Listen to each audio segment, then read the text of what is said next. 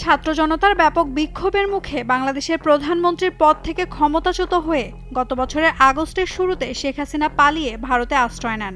তবে সাবেক এই স্বৈরাচারী প্রধানমন্ত্রী আগস্টের প্রথম দিকে সংসদের স্পিকার শিরীন শারমিন চৌধুরীর কাছে ক্ষমতা হস্তান্তরের পরিকল্পনা করেছিলেন।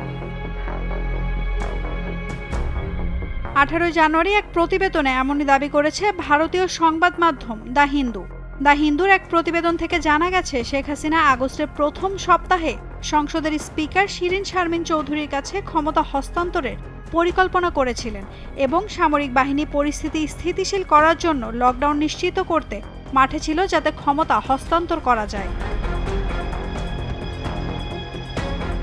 এদিকে ভারতীয় এই পত্রিকায় একান্ত সাক্ষাৎকার দিয়েছেন হাসিনার ক্ষমতাচ্যুত সরকারের সাবেক শিক্ষামন্ত্রী মহিবুল হাসান চৌধুরী নওফেল।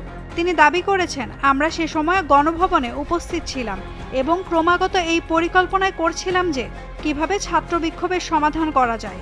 তবে আমাদের মধ্যে কেউ কেউ মনে করছিলেন প্রধানমন্ত্রীর আকস্মিক পদত্যাগে আইন শৃঙ্খলা পরিস্থিতি ভেঙে পড়বে, সেই কারণেই লকডাউনের পরিকল্পনা করা হয়েছিল।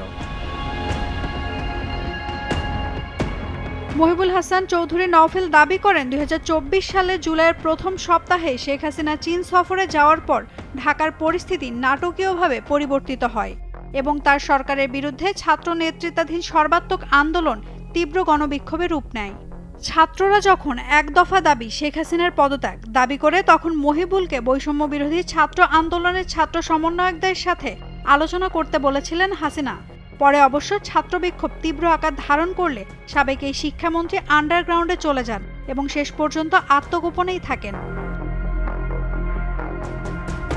হাসিনা সরকারের সাবেক এই শিক্ষামন্ত্রীর দাবি, আগামী দিনে অন্তর্বর্তী সরকারের ভবিষ্যৎ নির্ভর করবে যুক্তরাষ্ট্রে আগত ডোনাল্ড ট্রাম্প প্রশাসনের মনোভাবের ওপর।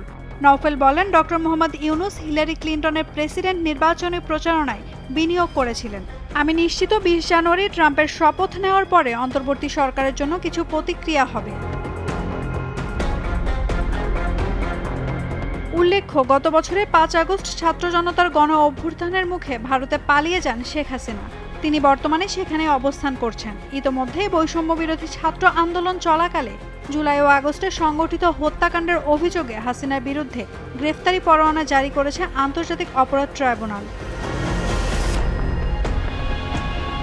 এছাড়া গুমকাণ্ড এবং জুলাই আগস্টে গণহত্যার সঙ্গে যুক্ত থাকায় আইনশৃঙ্খলা বাহিনীর সদস্য সহ সম্প্রতি মোট 97 জনের পাসপোর্ট বাতিল করেছে বাংলাদেশ।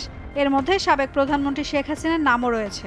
এর আগে গত বছরের আগস্টেই হাসিনা সহ তার মন্ত্রিসভার সকল মন্ত্রী এবং সংসদ সদস্যের লাল পাসপোর্ট বাতিল করা হয়।